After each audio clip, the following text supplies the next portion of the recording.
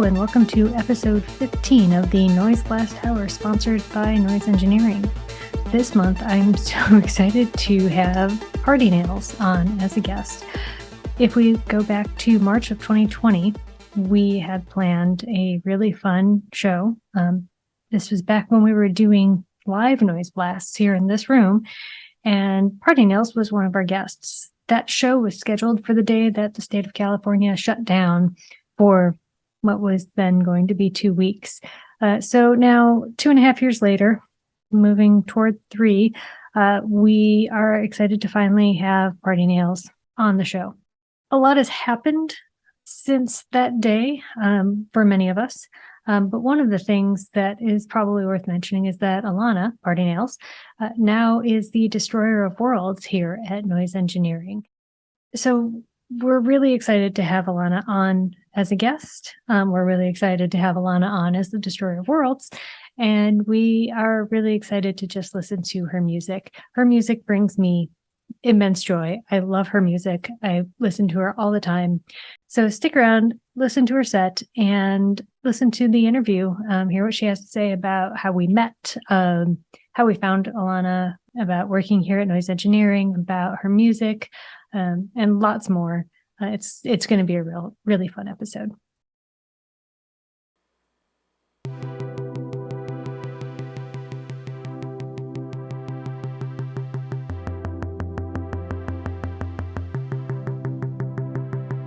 It's raining in Los Angeles on the kind of day I tend to miss your face, your face.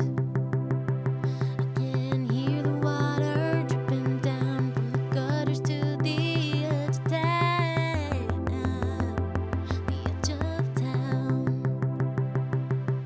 Don't you ever wanna smile again? Why you pushing back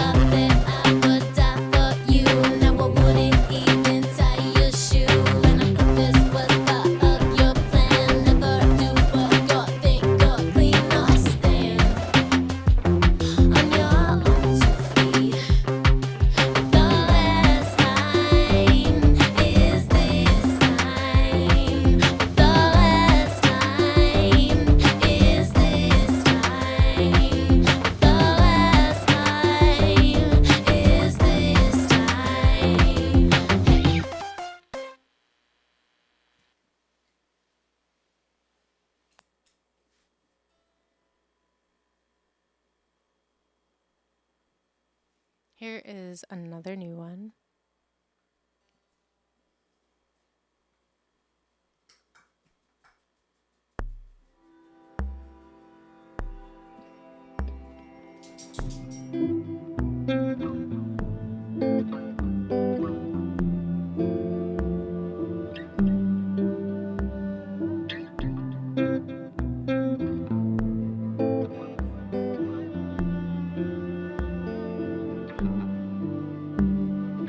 I can't describe what I fear, but it's stumbling around me. And when I try, I find that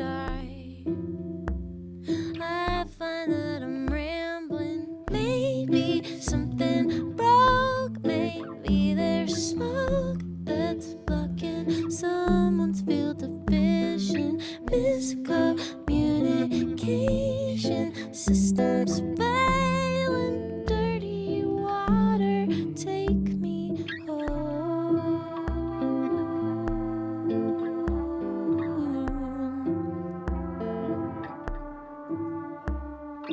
And sometimes I dream of space. I dream of ships. I dream of traveling. I try to escape, but the timeline is strange. Someone's gone or something's missing. Holding onto every hand I've ever loved, I've ever held. I hug you in my sleep. I'm living in our memories. Is this all?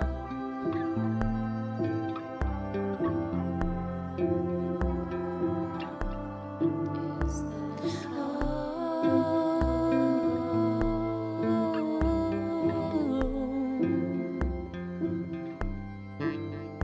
The pictures on the walls are crooked.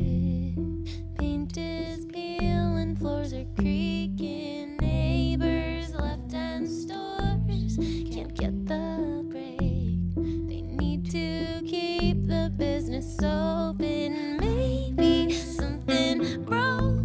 Maybe there's smoke that's blocking someone's field of vision. Miscommunication systems failing. Dirty water, take me home.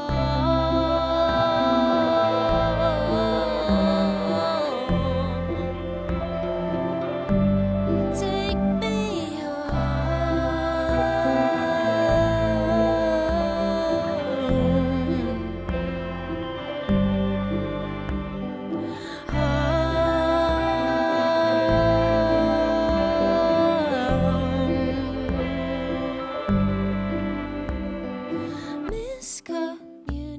Miscommunication systems failing. Dirty water, take me home.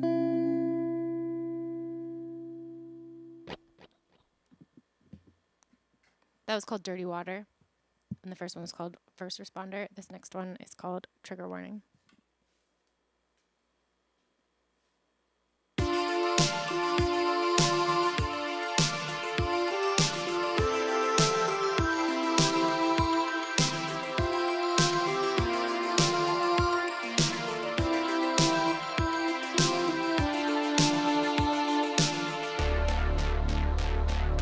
Never thought I'd need some kind of trigger warning.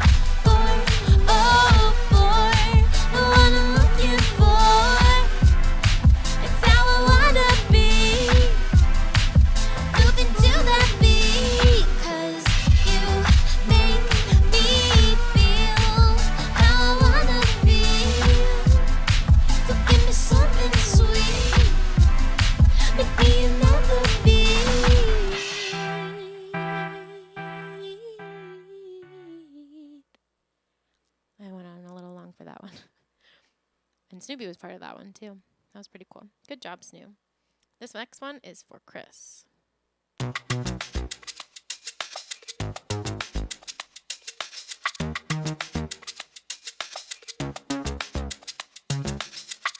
I've been working like a dog. Insomnia, it comes and goes. My body's aching 'cause I'm spent,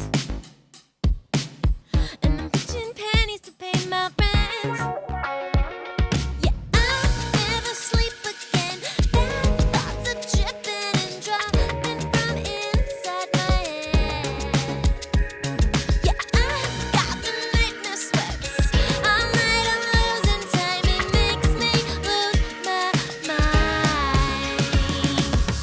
Give me everything that I ever want. Give me everything that I ever need. One day I'll make it from the rock to the road. Right now I'm so damn broke. Give me everything that I ever want. Give me everything that I ever need. One day I'll make it from the rock to the road. Right now I'm so damn broke. What am I doing besides flailing?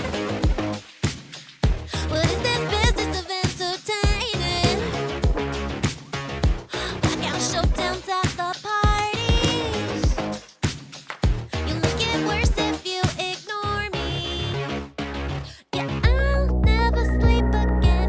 Bad thoughts are dripping and dropping from inside my head. Yeah, I've got the nightmare sweats. All night I'm losing time. It makes me lose my mind. Give me everything that I ever want. Give me everything that I ever need. One day I'll make it from the rock to the road. Right now I'm so damn broke. Give me everything that I ever want. Give me everything that I ever need. One day I'll make it from the rock to the road. Right now I'm so damn broke. Give me everything that I ever want. Give me everything that I ever need. One day I'll make it from the rock to the road. Right now I'm so damn broke. Give me everything that I ever want. Give me everything that I ever need. One day I'll make it from the rock to the road. Right now I'm so damn broke.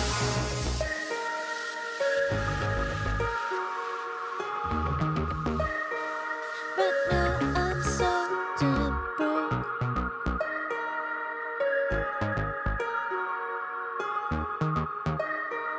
Right now I'm so damn broke.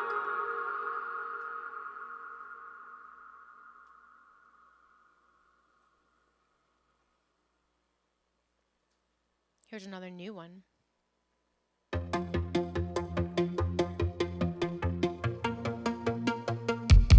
Thought it was alright to let you in my world. That a bull inside a china shop could not get hurt. And if you had told me you were nervous, I would not have believed you. No, didn't.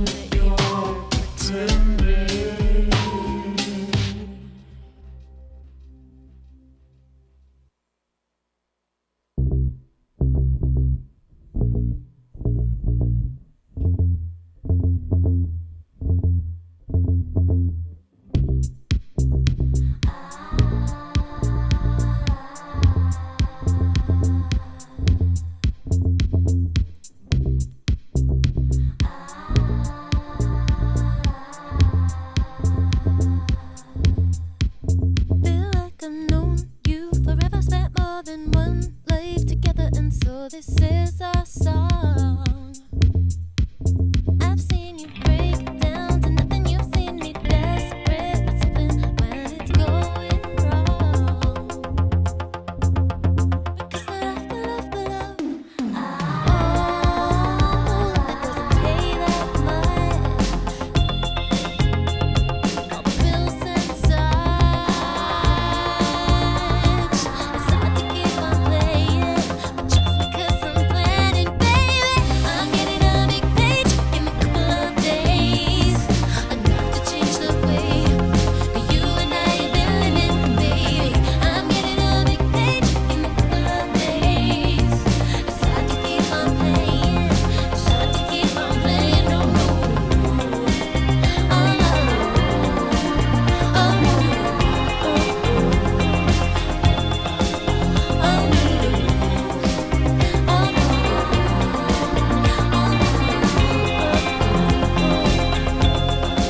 So say farewell to the grind. Now it's good times all the time. Always gonna work hard for you. Always gonna work hard. One day we'll live like we're something never forget. We came from nothing and now it won't be long. Because the love, it doesn't pay that much. With all the bills and such, it's hard to keep on playing.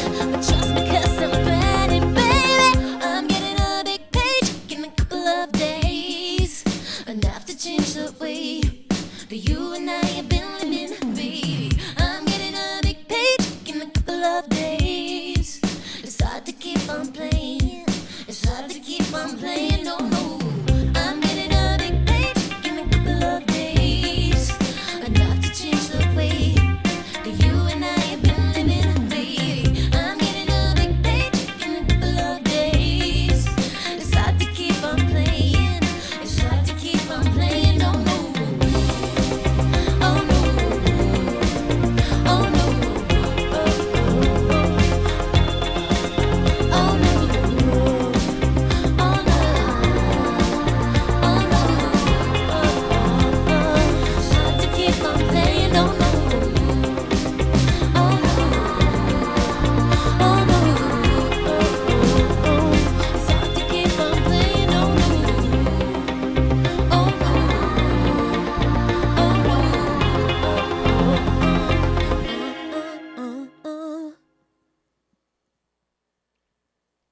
Just making sure everything's still rolling over here. All right, we got two more. Here's another new one.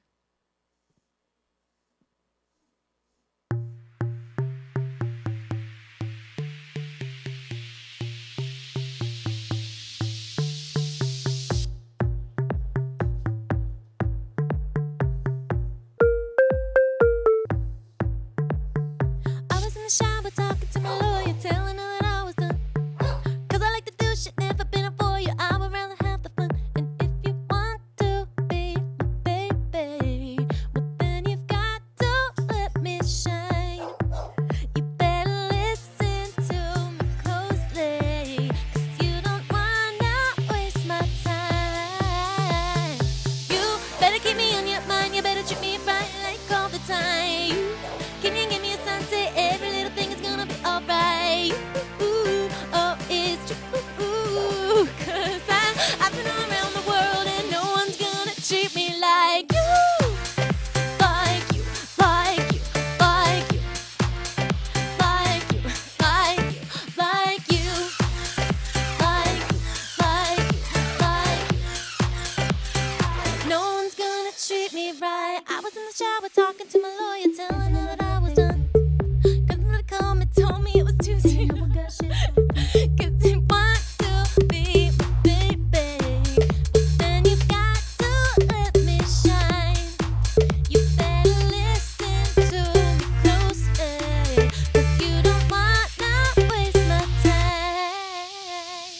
You better keep me on your mind, you better treat me right like all the time. Can you give me a sign, say every little thing is gonna be alright? Ooh, oh, it's true. 'Cause I've been all around the world and no one's gonna treat me like you.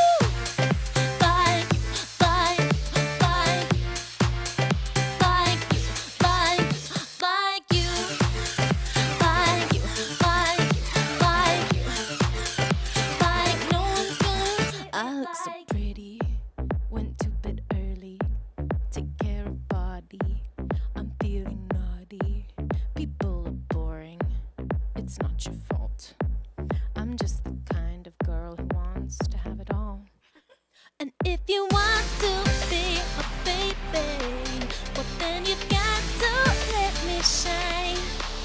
You better listen to me closely, 'cause you don't wanna waste my time. You better keep me on your mind, you better treat me right like all the time. You can you give me a sign, say every little thing is gonna be alright. Ooh, it's true, 'cause I've been all around the world and no one's gonna treat me like you.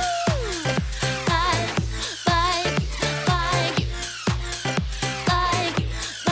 Like you, like you, like no one's gonna treat me like you. Cameo from Snoopy, and that second verse has yet to be revealed, I guess.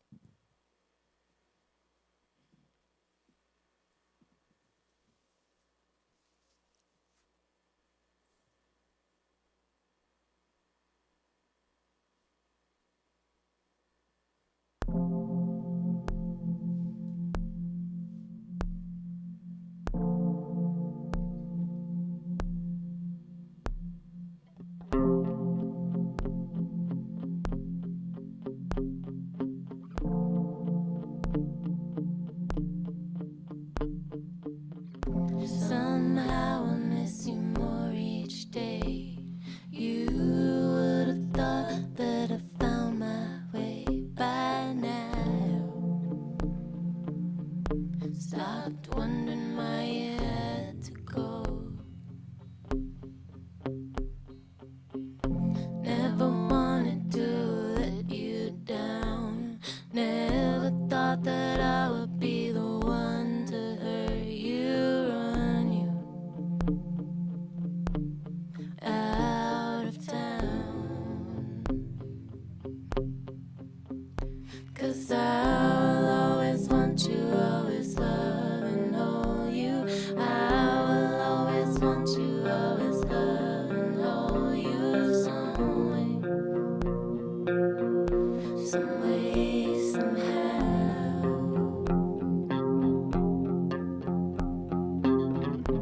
Even if it's some ways down the line, I don't mind putting a little time into you. They say a strong tree takes some tending to.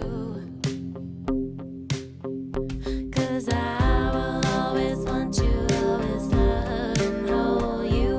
I will always want you, always love and hold you some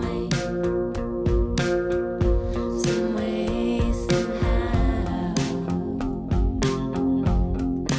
'Cause if you really wanted to, you could leave me through. I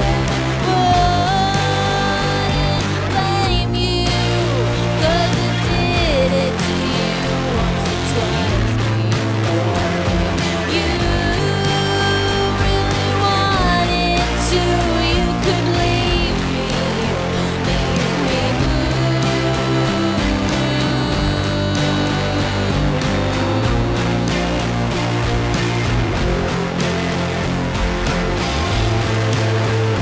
Cause I will always want you, always love and hold you.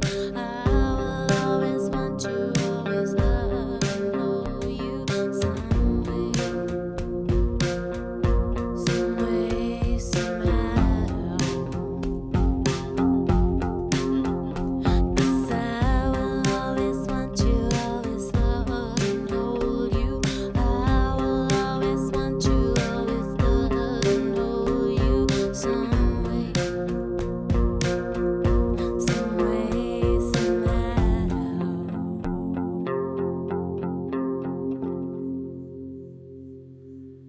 My name is Party Nels. Thank you so much. All right, we are here with Elana, also known as Party Nails. Thank you Hello. for that excellent set. You want to tell us, the first question I always ask, tell us a little bit about the set that you played. The set that I played is the one woman version of kind of a hodgepodge of old and new stuff. And it's one of the first implementations of a Eurorack case onto into the live set.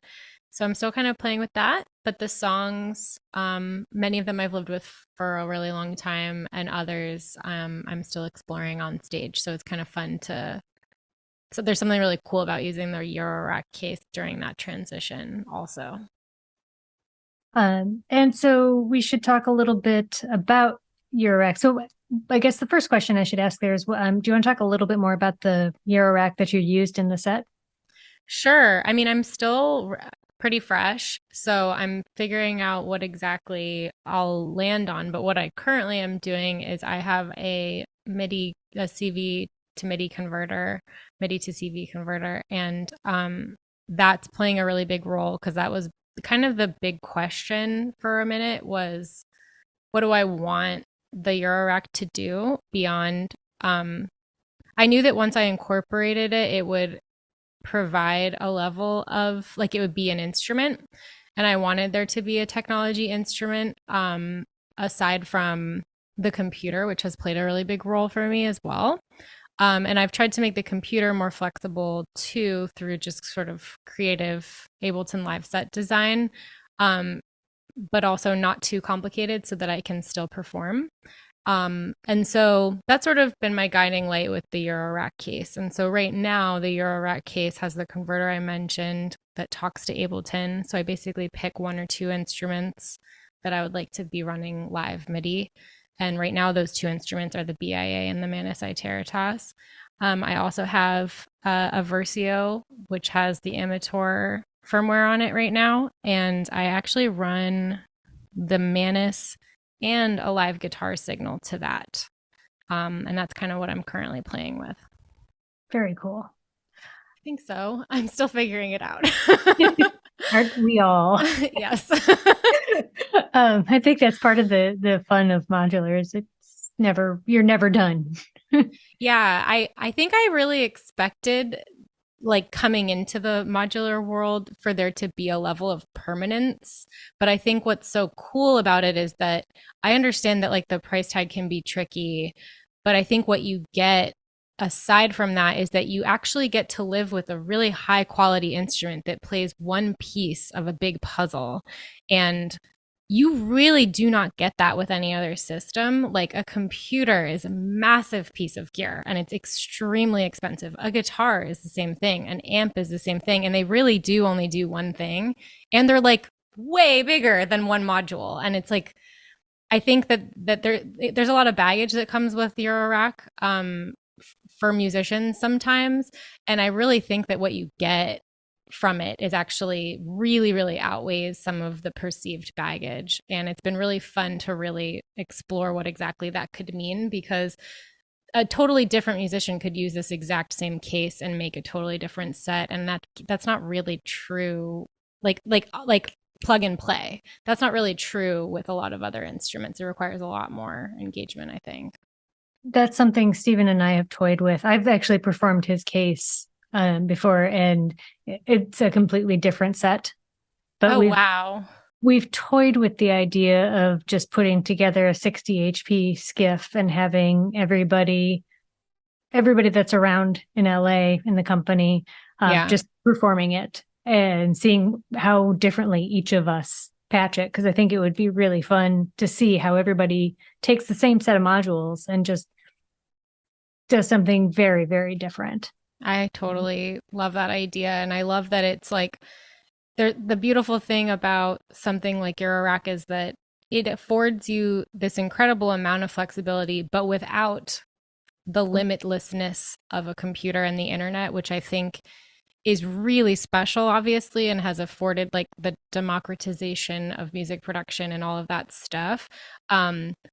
But like that, there's a huge cost to that as well. Like it's very tricky to feel focused. It's very tricky to collaborate. Like the world is your oyster every time you open up your like, $800 PC. And like that's wonderful, except when except when it's really not, and it's there's something really beautiful about really being able to spend time with something and figure out different, it's like handing an acoustic guitar to people and like everybody's going to write a different song, everybody's going to pluck a little different, Yeah. and you really get to know this one instrument. So I think that's really cool. I'm going to switch gears a little bit here.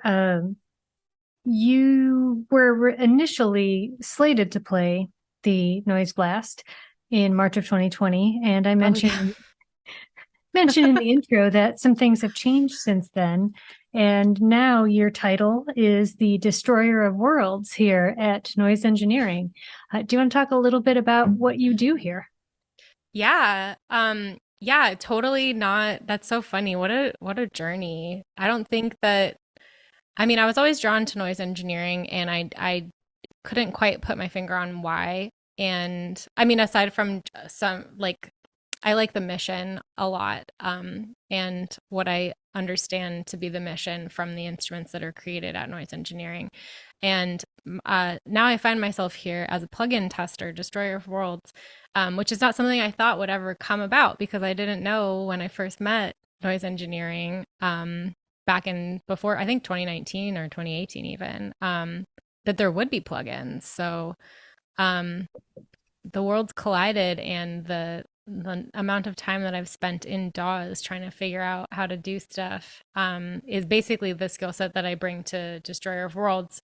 I basically I test our plugin products and make sure that they work in a variety of settings, and I try to make sure that I may not be causing the problem, which is often the case. It's often a user issue when there is stuff going on, but the question is how commonplace is that? And is it because of the technology? Is it because of the workflow? Is it because of the software? Is it because of something else we did? And that level of troubleshooting is the task. And it can destroy worlds because it can take a long time to create something that's testable, and then I come in there and I'm like, well, I can't do this one thing with it, and it's like, okay, well, let's try again. So that's that's what, and I'm one of two. We have a chief of destruction as well, so there's a lot of yeah, there's a lot of that around here.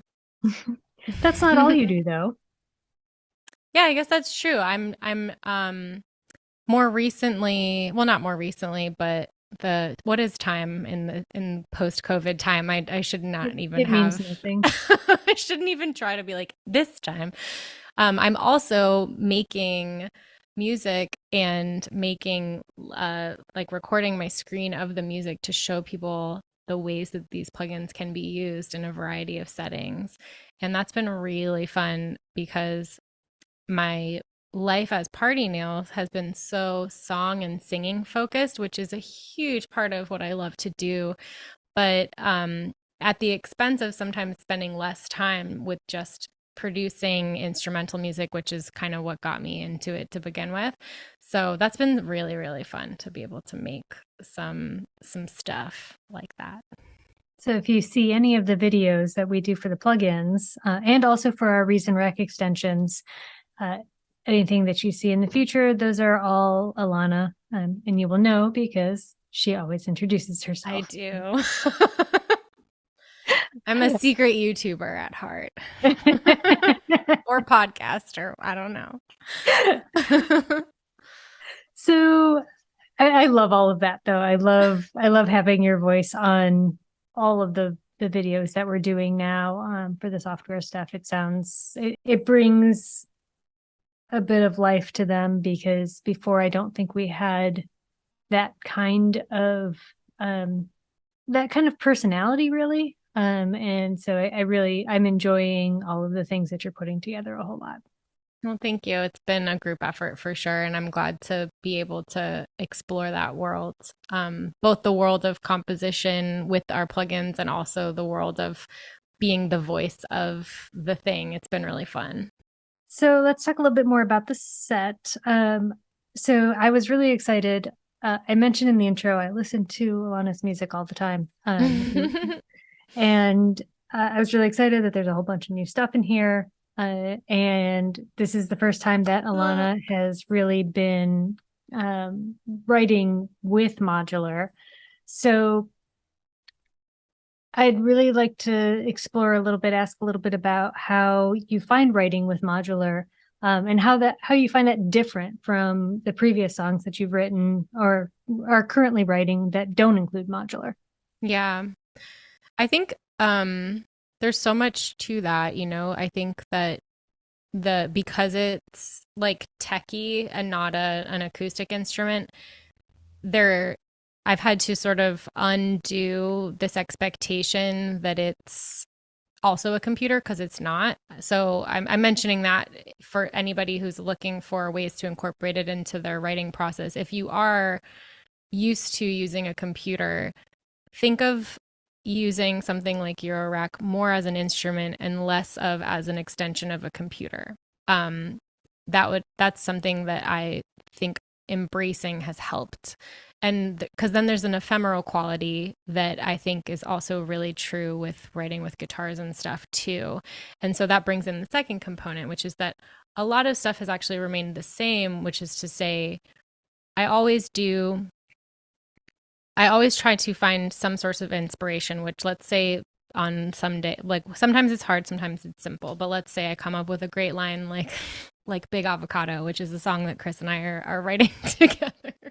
So let's We say we got want good lyrics here at we, Noise Engineering. we have some really some are misheard lyrics that we've repurposed. And they're better, just saying. They're better than what the original is. But Watch out, world. let's say Big Avocado is like that's a story I want to tell. That's a lyric I want to be like really on for a while. I basically am just trying to find ways to support that and guide the song to that place. Or if that's one of many places that we're visiting in the song, I'm trying to figure out ways that I can explore all those different things. So whether that's a cool sound and rhythm that like let's say like the Basimilus Itertas altar is playing, or that's just me thumping on a guitar, either way, I want to be able to spend time with that and let it change. And I also don't want to forget it. And so it's this weird sort of like balance of not smushing the wonderfulness before it's ready to be smushed, but also being open to maybe making a pretty like not perfect demo just to kind of keep that going. And so using Eurorack is fun because there's all of these additional sounds and rhythms and things that I'm able to incorporate it with that same like flexibility as picking up a guitar and playing it. And now it's just sort of this is so like practical, but to remember how to get a good recording signal so that you can make a good demo so that you can revisit it later is like key. And you know, I don't even know how many hundreds of times I've made a demo at this point, but still I'm like I still just cannot. Sometimes I'm like I don't have the time to like I'm too excited about this idea, like I can't care that the microphone is buzzing, or I can't care that like this thing should be in stereo but it's only getting the left side right now. I'm just like ah, like I have a songwriter friend who always says I'll do anything in service of the song. And I think that that's sort of I feel that that's part of my process is like even though I take pride in being able to do things like audio engineer and produce music, there are cases where that's just not the task at hand. And the task at hand is figuring out what it is that you're writing about first and what sounds are going to be part of that. And then you can nurture them later. So it's basically like just an exponential facet of what was currently there. And I am so excited to see how it plays a role in music that comes out because right now it's like peppered in places and it's becoming a bigger part of Eurorack is becoming a bigger part of the live set. But yeah, like I'm always making new stuff, so who knows what's next. I have no idea. It terrifies me. Tell us a little bit about your background and how you feel it informs your songwriting. I just spilled a little bit of water, but I'm okay. Um, Great question. I'm from a very small town, and we were lucky that we had a music store that was run by a great guitar player and songwriter himself. And um, he really taught me a lot, so much. And I'm still friends with him to this day. And there was a great music program at school as well. Again, kind of just by chance.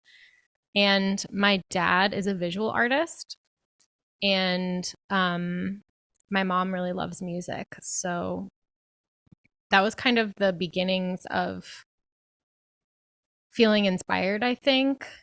And I'm just trying to think of like when it all started. I just kind of always remember singing a little bit.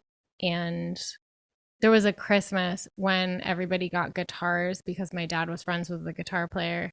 And I was like, I wanted to be different. And I was like, I'm good. I don't need that. And then everybody got guitars. And I was like, well, this sucks. Like, I want to be part of this. And then, like, truly 20 years later, I'm like the guitar player of the family. And um, I think there's like a level of, I don't know if it's like competitive streak, but just kind of like there's this like blend of like wanting to be different, but also wanting to make sure that I'm part of the mix that I think is constantly like they're always at odds with each other. And I think that actually plays a really big role in what sorts of music I'm influenced by and what I want to make, and then what the choices I end up making as an artist and that kind of a thing. And I think that's been part of it from the very beginning. I also went to college for it was a liberal arts college, but I studied music composition and theory, and I just kind of embraced the I always found that the more that I learned, the more I wanted to learn. So I just tried to like embrace that about myself, even when it felt there's cases where it feels like a little overkill, or like, you're an undergrad, you're really young, you don't really know what you're going to do, or like, you're trying to break into the professional music scene and trying to record things yourself, and people are encouraging you to step away from that. So there's always moments where I've had to kind of go back to that initial, like, what is it that I feel really drawn to do? And kind of trust that that's probably the right path. Very cool. You have also had a pretty good success at getting some of your songs placed in TV shows. Can you talk a little bit? I don't honestly know much about that process, and I suspect a lot of the people watching are really interested in how that works. Can you talk about that process a little bit? Yeah, there's like three main ways that your original work could be involved in a film or a TV show. And one is that you are a composer, and you're making a score or original music for that specific thing, or for like a library where people go and they're like, I want a dark electro pop song, and then they find whatever you made. That's one way to do it. Another way to do it is to write original music, like with lyrics and stuff, for a character to sing, which is also really exciting. And then another way is for people to sync your recordings. So that wouldn't necessarily have been created to picture. That would be like, I made this song a few years ago, and somebody's like, hey, remember that song from a couple years ago? Like, we want to put that in this scene. Is that okay with you? So the third way is the most common way for me. But those other two ways are very common as well. And I think that until you kind of get your feet wet, it's hard to know which one to do or which one might be the best. And my most transparent answer is that they're all very difficult. It takes many years. And you like my first sync of a piece of music that I wrote and put out as an artist, it wasn't in a movie until almost 10 years later. And it was just because my friend who I'd known since college still had it and was playing it when he was working on a film. And I was like, wow. And I think that's true for a lot of people, that it really is, there's a longevity and a stamina that is required in order for those opportunities to even be possible, because he knew that I would have the mechanisms in place now to even allow that to happen. Like, I still had the file, I had the way to collect those royalties, you know what I mean? Like, it was like that all worked out. So So yeah, that's kind of how it goes, is that for that third option, there's somebody called a sync supervisor, a music supervisor, and the music supervisor usually talks to a sync person that represents the artist, and says, hey, we're looking for something that sounds like Cyndi Lauper, but 2022. Do you have anything? And then my sync person will be like, oh, yeah, that sounds like Party Nails. Let me send you a couple Party Nails songs. And then we just cross our fingers and hope that something good's going to happen. That's usually how it goes. And it's funny, like, because such a big part of independent musicians' businesses now.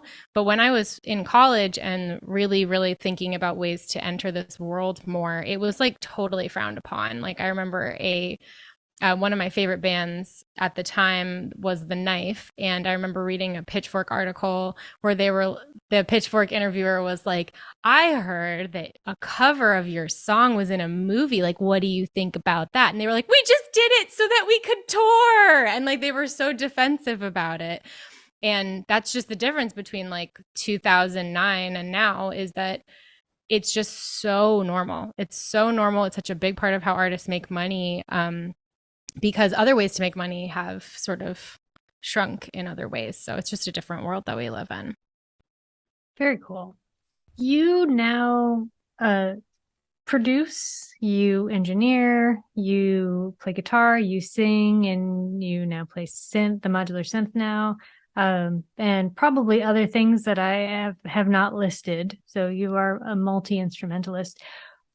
What would you say you have a primary instrument, or one that allows you to most easily express yourself? It's a good question. I think that I don't think of myself as very good at any of the things. I think of myself as like good enough at many things. And I think that for those of us who fall into that category, we all wish that we were really good at just one thing. Like it would be great to be like really good at one of those things. So I just wanted to say that because it's like a scatterbrained way of being a musician sometimes. But it is also really, really, really, really fun, which is why it's hard to pick one thing, because I think that probably the guitar is what I would pick, just because it's like it's been the same. I know how to take care of it. I don't need to plug it in. I know how to write a song on it. And it doesn't need any updates. And and I don't need to mix it. Like it just like what you play is what you get. That's not always true, but that's how I use that instrument for sure. So I would pick that one if I had to. But if I were stuck on a desert island with a guitar, I'd be like, I really should have picked a computer. So it's really hard to pick. Yeah. Nice. You primarily do pop, and you're very much a pop artist, but I know you have a lot of influences like country, folk, and a lot more. What do you consider your main influences outside of pop, and how do you pull them into your writing or performing your arrangements? Yeah. I think I love country music, and American roots music is probably the best way to put it. I love the pop canon of American music, and I love how it's changed and evolved. And I also love the history. Like you can just learn everything you need to know about American politics and history through what's happened musically.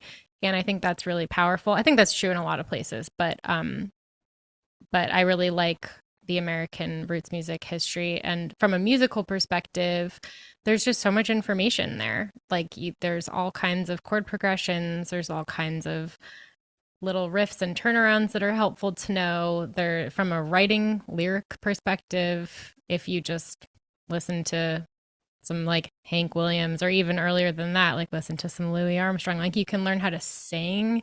You can learn how to come up with like the perfect amount cheesy, but also totally true, but also really fun to say, like rhyming couplet, which is just like good country music in a nutshell.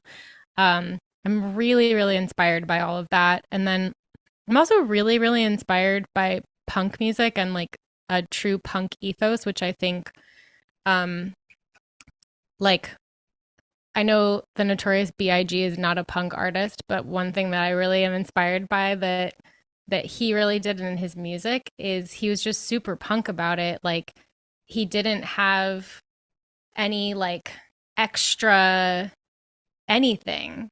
It was just like total talent and total storytelling and just being like, this is what I am. This is what I'm doing. And that's so punk, just like being like, that's what we're doing. And I'm going to go 100%. And that's the show's going to be. I'm in your face about it. And um, I like being inspired by that level of like uninhibited.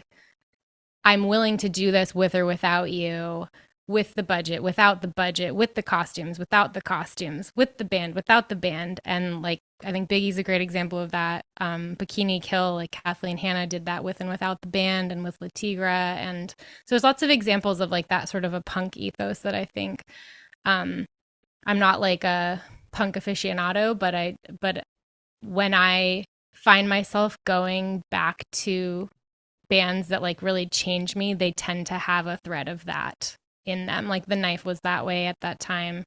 ESG is that way. Yeah. Ani DeFranco. Ani DeFranco, that's a huge one. I just saw her play in July again. The first time was when I was 12. And when I was 12, I like bought a pentagram. I was a witch. As you do.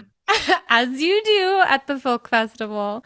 Ani DeFranco is a total punk. Like, even though Yeah. she's making folk music, like, I can't think of a better example, honestly, like, who's still doing it, like, is absolutely still doing it. And seeing her in July, just, you know, however many hundreds of people or 1,000 people being there singing all these lyrics, like, everyone's a fucking Napoleon. Like, that was not supposed to be a success, and it Yeah. was.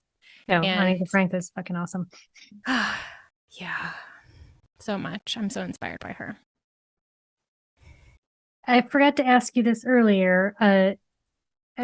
We need to make an introduction. You had a special guest in your set. Do you want to tell us about your special guest? My special guest is my dog, Snoopy, and he's a wonderful singer. And I mean, he really is actually very good at singing, but he just feels inspired sometimes and wants to join. So he came and really felt inspired by whatever he could hear outside of the headphones and wanted to party with me. So that was Mr. Snoopy. And I'm a huge fan of him too. So I don't mind him, you know, just taking over the set when he needs to. I think that I welcome that. That's how I know I'm punk, right? And I'm willing to deal with things like that. Everybody here at Noise Engineering loves Snoopy, and anybody that says otherwise can talk to all of us. He feels very loved here for sure.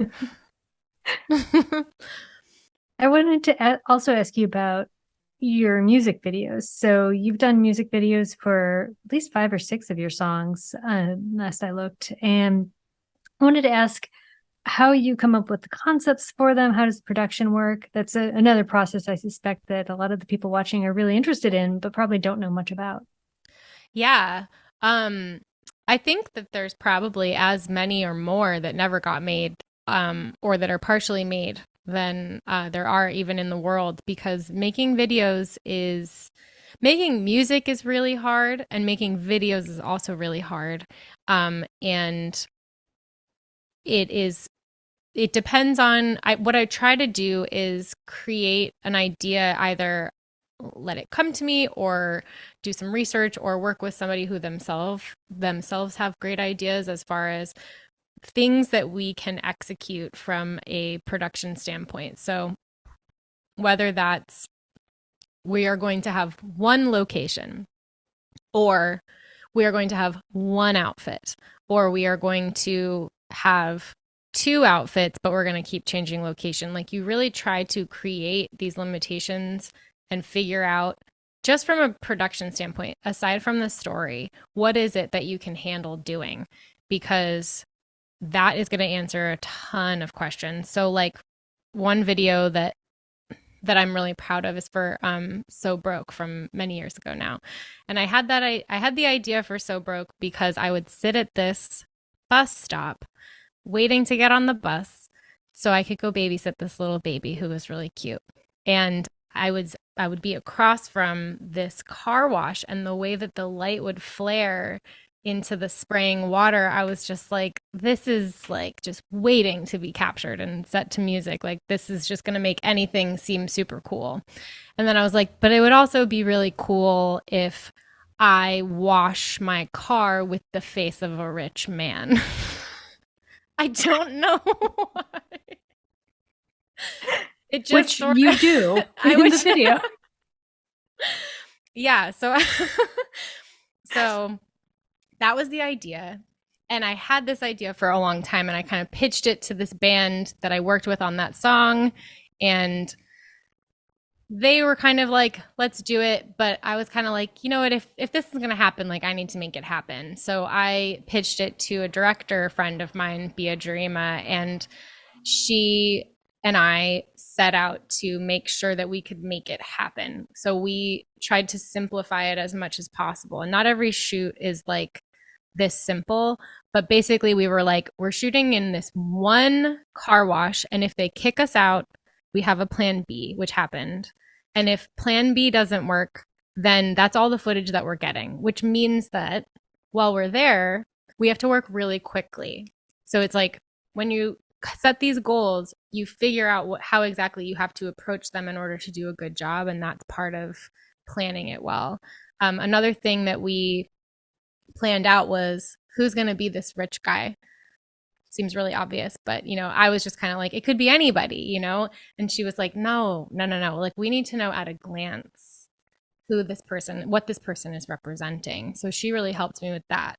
So that's the costume, and that's figuring out who that actor is. So we tried to contact everybody that we already knew, like right at this coffee shop while we were planning the shot list, and nobody was available during the time frame that worked for us. And as we were leaving, a guy walked into the coffee shop, and we were like, that's him. I don't know why we were both so nervous to ask him, but we were. And we were like, okay, we really had to like psych ourselves up to go do it. And we did. And that ended up being him. He had just moved to LA and was looking for more opportunities. And he just was thrilled to be the guy in the video. And he was super awesome to work with. His name's Patrick, actually. And so I think in summary, you need to be very prepared, and you need to be very by being prepared, you'll be able to seize upon opportunities like that, which seem random. But unless we had gone through the shot list, which is literally like we're listening to the song, and at every moment we're writing down the moment of the song and what we're seeing on the screen, and really figuring out, okay, are we going to be able to get that shot? Is that going to mean that she's going to have to stand in the middle of Sunset Boulevard? Okay, we're not going to be able to get that shot. What's the next best shot? Really figuring all those things out. Had we not done that, then we wouldn't have been in a state of mind where we see a guy walking through the door and know that that's the right guy, because my frame of mind was very different before that conversation. I was thinking, I don't know, I'll ask a friend. But it turns out that none of those friends are available. So I think sort of doing the work of being prepared seems to create opportunities to really like increase your production value. Very cool. We met, I also don't remember when, many years ago now. Yeah. Because you were working with Beats by Girls. And as a just little side note, we met in a little vegan cafe in Echo Park.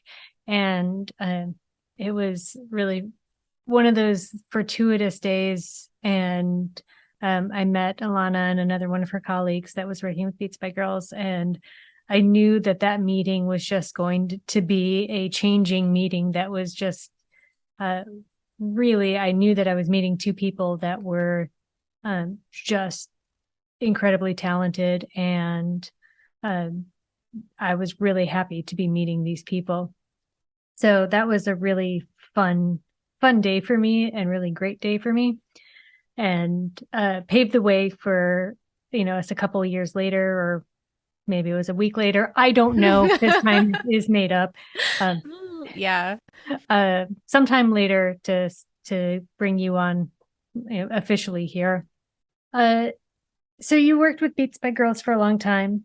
And then I know you've also worked with Sound Girls. Elana and I did a workshop for Sound Girls, and she's done a lot of other work with Sound Girls, and a lot of other organizations that are dedicated to furthering women in music. What drives your passion for helping women in music? Well, I felt the same way when I met you. I remember thinking, and I was reflecting just recently, like how, like, not only was it just great in that moment, but the fact, like, you were so good at staying in touch, and like there was just a real, that's part of what I think drives the passion, is being able to meet people who inspire me and who I'm excited to be around. And that goes for all genders, but there was something really special about meeting you specifically because of who you are and what you've been doing. And so that inspired me. That's sort of like community, I think. And and in a way, like mentiness, you know what I mean? Like I don't feel like I necessarily like rely on you in that mentor mentee way, but there's an element of like thank you for doing what you've done, because it means that this, like, we can all kind of be doing a better job if we know that there are people like you know, and like that. So that's inspiring in that way. And I think the other side of that is wanting to be a resource when it's helpful. And sometimes that is just being there. And that passion, I think, is just from, like, I've worked as a caregiver for children for many years. I don't anymore. But for many years I did, and I always just felt very drawn to it. And I don't want to say that being part of teaching and workshop community things is like caregiving. I just mean that, like, it's similar in the sense that sometimes just being there is enough, and sometimes having a really great workshop is also really, really great. But for you just can't know who needs to see you doing what you're doing. And so I think it's important to be visible. And I think it's important to encourage other people to be visible if that's what's important to them. So, like, I haven't done any workshops with Sound Girls or Beats by Girls since before COVID, I don't think. Or we did one in the middle of COVID. But, like, I'm constantly trying to get more sound people signed up with Sound Girls because I believe in their mission. Not signed up, it's not like a membership. It's more just like, do you know? Like, hey, you seem like you're in your early years of professional life. Like, do you know that there's a whole group of touring audio professionals who are trying to pass on information and opportunities to each other? Because you should. So, And Sound Girls is open to all genders, just yes, to be clear for everybody. yes. And so is Beats by Girls. And so is another group that I really like is called Femme House. And they kind of have this really nice, from the onset, have always been hybrid. So they've always been Discord and social media oriented, but then doing real life events too. So they're like as much on Twitch and Discord as they are on tour and doing in real life events. And yeah, I just feel like it's, if you have to be the change you want to see, and if I don't have the bandwidth or the knowledge to be the creator of any of these groups. So the least I can do until I'm able to do that is to be part of them in some way. So Awesome. You performed a whole bunch of new tracks today. What's next for Party Nails? Me and my band. I'm putting together a live band. I have a wonderful live band, and we are sort of figuring out who's going to do what for the next slew of shows. So we have a couple of local shows, a couple of LA shows, where we're going to kind of try out what you just saw, but with a live drummer and with another guitar player and possibly with a live bass player, just trying some things out. And then we'll go on tour in spring of 2023, which seems really far away, but it's going to come really fast. And so there will be some new music releases in there and some videos and, that whole thing. Super exciting. Yeah, it's terrifying. I like to scare myself, I guess. Well, if you're not at least a little bit scared, then you're not growing. Yep, that's true. That's very true. Elana, thank you so much for taking the time today to sit down and chat, and for the music, the set that you shared, and for everything, because it's so great to not only have you finally on the Noise Blast, but also to have you here as part of Noise Engineering. Thanks for having me on. I'm glad that it landed here. I think this is kind of apt. And it's been so awesome to be part of the Noise Engineering 7. Thank you. Awesome. Well, that does it for this episode of the Noiseblast Hour, sponsored by Noise Engineering. A gigantic thank you to Elana, also known as Party Nails, and a gigantic thank you to you for being here for the episode and taking part of it all. If you haven't already, make sure that you click through and check out her music. Links are all in the description. And make sure that you hit the like and subscribe buttons if you like what you see here, so you never miss an episode of the Noiseblast Hour, sponsored by Noise Engineering. We'll see you when we're back in a couple of months. Don't have a date yet, but a couple months, and see you then.